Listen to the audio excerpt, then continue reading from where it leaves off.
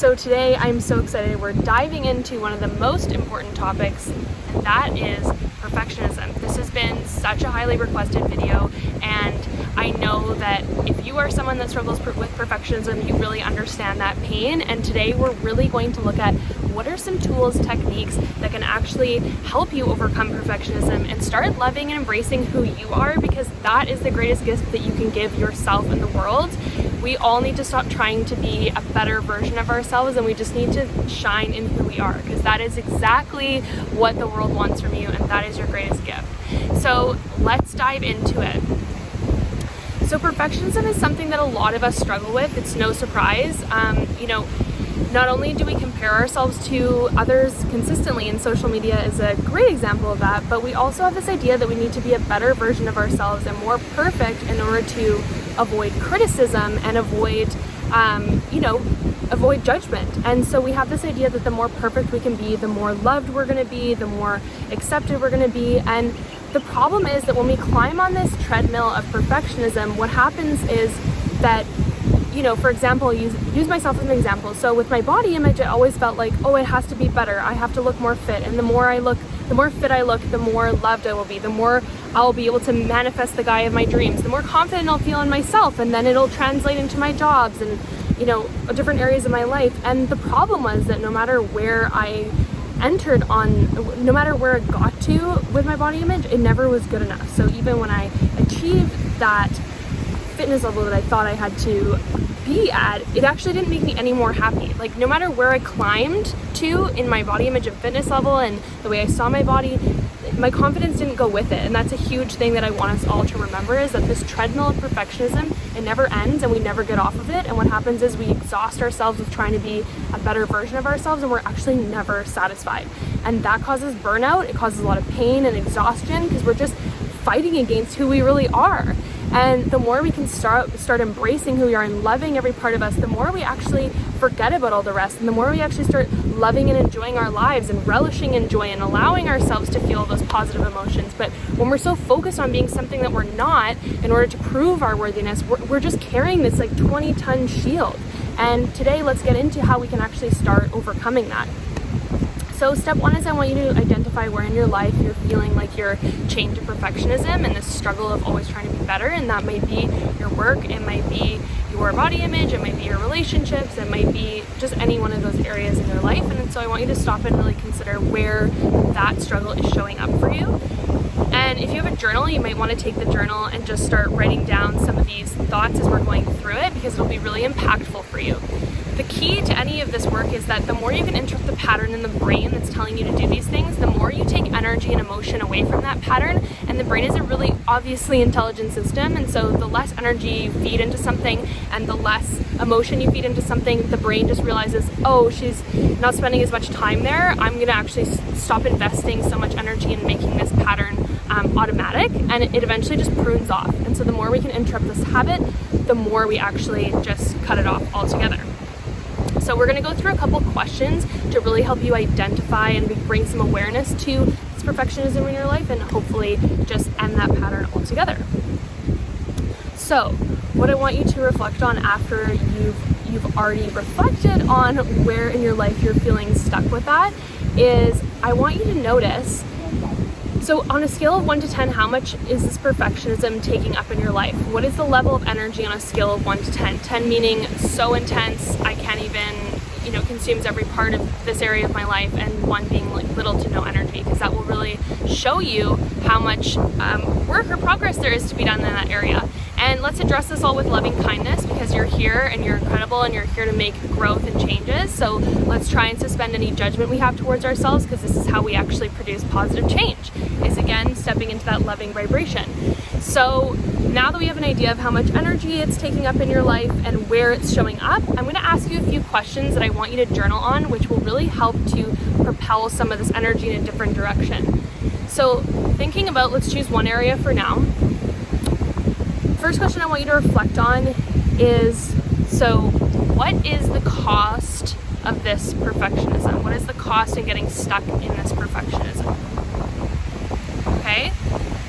And so for many of us, the cost is truly that, number one, a lot of us procrastinate a ton. So if you're a perfectionist, and this could be in any area of your life, but we tend to just put things off because we're going to perfect it and perfect it and perfect it, and then what happens is that we don't end up putting it out there. And that could be our work, that could be, you know, something creative we're up to, that could be ourselves, that could be dating. It's literally any area of your life, and often the cost is procrastination, and then we don't do it. And I want you to really realize that someone once shared this with me and it was so impactful. By the time you put something out there perfectly, someone else has put something out there 5 times over. And you know, the thing is that we have this idea that it has to be perfect to be loved and valued, but remember that we all value, above all, authenticity. And so that's something I'll come back to at the end of the video.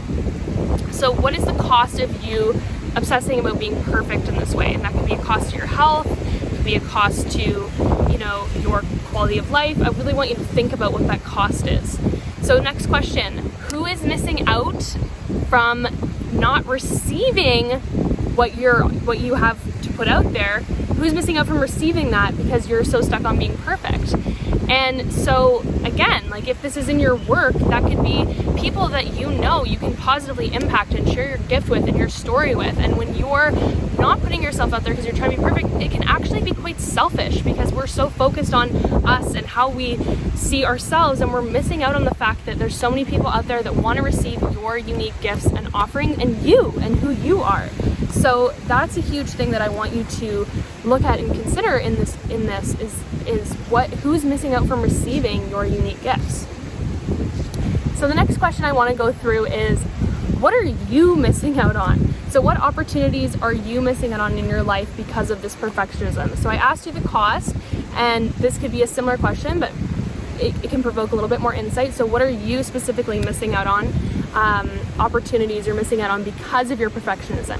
And for me, this was a lot. So I can use the example of dating because I never felt good enough, and I always tried to perfect more of myself so I could avoid being rejected and criticized in dating. I literally took myself off the table for years, and what did that actually do for me? Not much. I thought I was protecting myself, but I was actually just preventing myself from experiencing life, and that part of me that deserves to be loved and appreciated by others and share a connection was just starved because I wouldn't let myself experience that. So I was actually punishing myself in a lot of ways, and that was a missed opportunity. And equally, when I was struggling with my body image a lot, I wouldn't go to the beach, I wouldn't go on certain vacations because I didn't want to be seen in a bathing suit. And can you imagine how many missed memories and opportunities I had with my friends and family because I was so focused on protecting myself from being hurt, when it was really so much of just myself. It was nothing anyone else was saying or doing. So I really want you to consider what opportunities are you missing out on because of this perfectionism. And the more you can see this and open up your ability to see this, you actually will start to see how much energy is investing in it, and you'll start to build the motivation to want to change it. Okay, so next question. I want you to fast forward your life in a few years' time, and instinctively you'll know when this is. Maybe it's a year, maybe it's 5 years, and I want you to think back, what are you going to regret more? Not putting yourself out there because you're trying to be perfect and holding yourself back from opportunities and different experiences and life as a whole, or are you going to regret more the fact that you did put yourself out there and you may have gotten hurt on one instance or another, right? So really reflect on that. What are the benefits to putting yourself out there and letting the world see you for who you are? And what are the benefits of you holding yourself back and allowing yourself to focus on being perfect?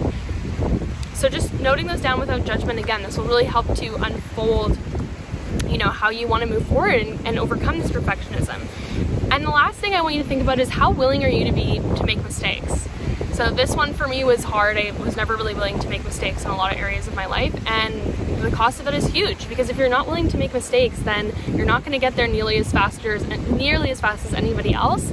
And that is simply because mistakes help us grow and learn, and that's how we know how to pivot and adjust in our lives. And if we're not willing to put ourselves out there, be seen, make mistakes, then we're not going to get there nearly as fast, because we're just conserving ourselves and trying to put out a perfect version, which obviously isn't going to get us very far if we're not even putting ourselves out there. So the more mistakes you're willing to make, the faster that you are actually going to get out there in the world and see the success and joy that you truly deserve. Last thing I'm going to leave you with is again, coming back to authenticity, people don't relate to perfect. So if you think about even the partner that you want to be with, you know, the friends you surround yourself with, the people that you love the most in your life, they're not perfect. They're people that are relatable, they're authentic, they share their vulnerability with you, they share who they really are, they show you their flaws and, you know, everything. And perfection isn't relatable. So we have this idea that we need to be perfect to avoid criticism and judgment and whatever, but the thing is that you don't actually relate or want to be around those people that are perfect because they isolate you. You don't have anything to relate to them. If somebody doesn't have any problems and they're perfect and all those things, it's like, what do we have to talk about? So I want to leave you with that. I really want you to think about authenticity and what that means to you and how that shows up in your life, and ask yourself, who do you want to be? Do you want to fight your whole life trying to be someone that you're not, and trying to be more perfect and slaving away on that treadmill of never feeling enough and feeding into that belief system?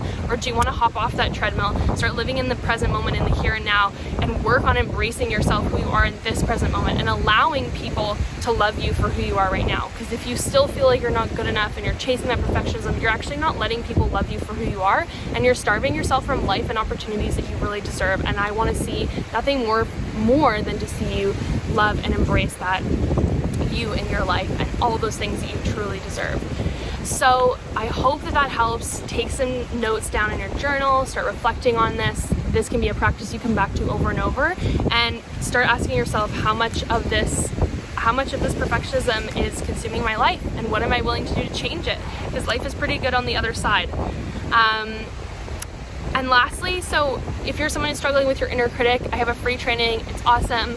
It's a video training. It gives you some really powerful tools to help overcome your inner critic, because that can be such a bitch. And I want you to be able to have the strength to love and appreciate yourself and not let the inner critic take control of your life. And if you're in a place where you know you're really struggling and you know your life isn't where it's at, you're still stuck with that inner critic, you're still hating your body and shaming yourself and getting stuck in this spiral of self-sabotage, there is a way out, and I would love nothing more than to support you in overcoming that and to develop the most loving and appreciative relationship with yourself, your body image, and beyond, so that you can actually start living the life you really deserve, manifest the relationships you want, manifest the relationship with yourself that you want, and let that confidence radiate. Like, you can literally turn heads in a room with how radiating you are in your joy and confidence, and all it takes is really working through some of these blocks to get there, and that is the real you. That's the you that everyone wants to see. So I love you all so much. Thank you for joining me, and I can't wait to spend more time with you. Drop me a comment and let me know how this is going for you, and if there's any other video topics you'd love to see. Nothing more I'd love to do than to support you. Bye.